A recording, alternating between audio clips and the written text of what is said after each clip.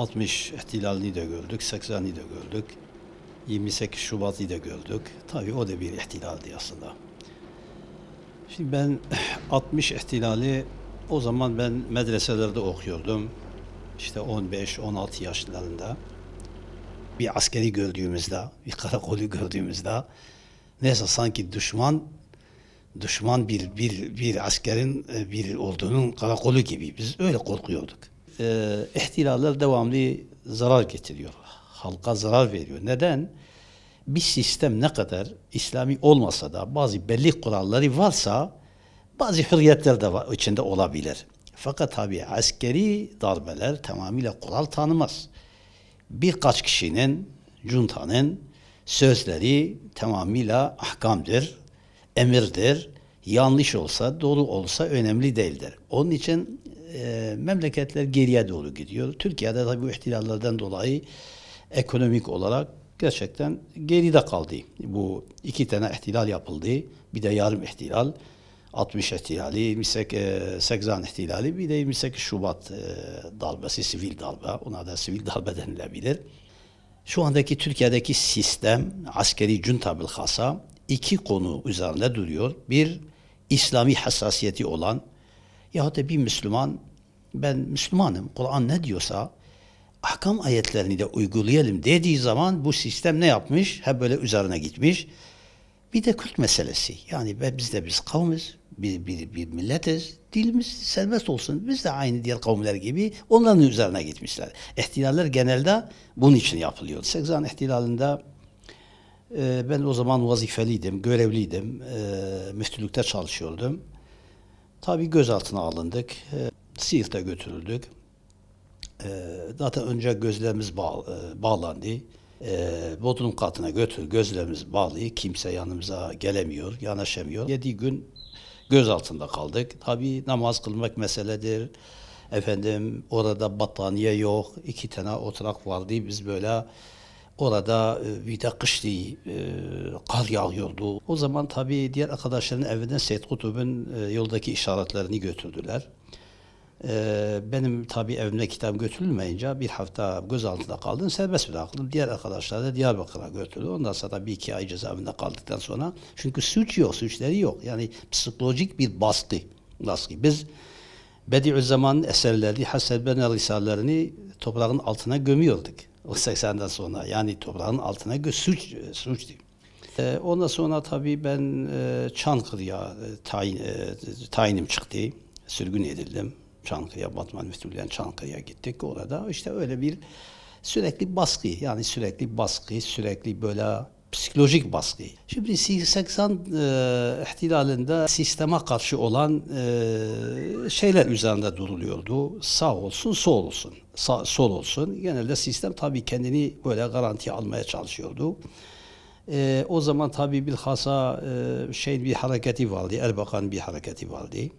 Erbakan hareketi genelde biraz da ona karşı daha diyebiliriz. Biraz da ağırlık Erbakan hareketine karşı. Fakat solcular da etkilendiler tabii. Göz altında bunları da soruyorlardı. Niye Erbakan'ı destekliyorsunuz? Niye İran Hümeyni'yi destekliyorsunuz gibi bu sorular soruluyordu bizlere. 80 ihtilali bir baskı sistemiydi, bir askeri sistemiydi. Sen kendini ifade edemiyorsun. Sen bir polisi gördüğü zaman, bir askeri gördüğü zaman ödün kopuyor. Yani kendini rahat hissedemiyorsun. Ekonomi geriye doğru gidiyor. 28 Şubat'ta tabii o da tabii büyük bir darbeydi. Neden? Genelde 28 Şubat tabii Müslümanlar üzerinde bir etki yaptı. Yani insan biz fazla düzgün böyle hep böyle tedirginlik içerisindeydik.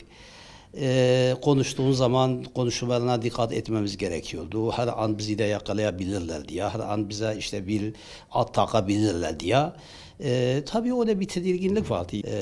Darbe olmasa dahi sivil bir darbeydi ve yine Müslümanlar susturulmaya çalışıldı o 28 Şubat'ta. Şimdiki darbe de zaten ötekilerin devamıdır. Peki bu darbe tek başına paralel yapı dediğiniz tek başına mı yapıyor? Hayır, mümkün değildir. Bunun Avrupa'da Amerika destekçisi vardır. İsrail bu destekçisi vardır. Paralel yapı denilen grup, örgüt senelerden beri 40 senedir mevcut hükümetler destekliyorlar. Yani biz kalkıp da şimdi bunu da efendim zaten sağcı hükümetlerin hepsi Ecevit dahil, bak Ecevit solcu ve Erbakan dışında Demirel'den, Özal'dan, efendim Mesut Yılmaz'dan tutun ta işte şu anda Tayyip Erdoğan'ın 3 sene öncesine kadar hep destekliyorlardı. Fakat bunlar tabii bağlantı olarak dışarıya bağlıydılar. Bunlar böyle tamamıyla artık karanlık güçlerle işbirliği halinde oldukları için o karanlık güçler bir gün mutlaka bize lazım diye destekliyorlardı. Müslümanım deyip de kendi muhafazakarlık olan tanıtanın bütün zenginlerine destek veriyorlardı. Çünkü bir ümit kapısı haline devlet de teşvik ediyordu. Bütün sağcı hükümetler teşvik ediyorlardı. Tek başına bu Fethullah grubunun yaptığını ben kanaatinde değilim. Yani beraberinde mutlaka başka güçler de vardır. O belki tabii ön planda olabilir.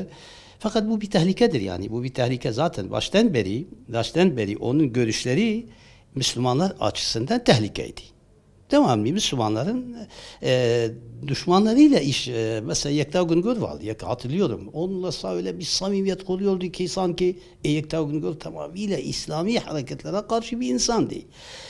Yani biz bunu biliyorduk. Fakat onun tabii iki tane özelliği vardı. Bir ırkçılık, Türkçülük ön plandaydı. Bilhassa bu yapılanmanın.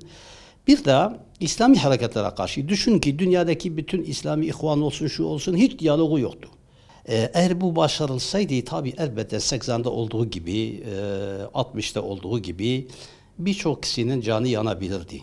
Yakılabilirdi çünkü artık birkaç kişi junta gelecek. Hadi bakalım ben bu örgütü sevmiyorum.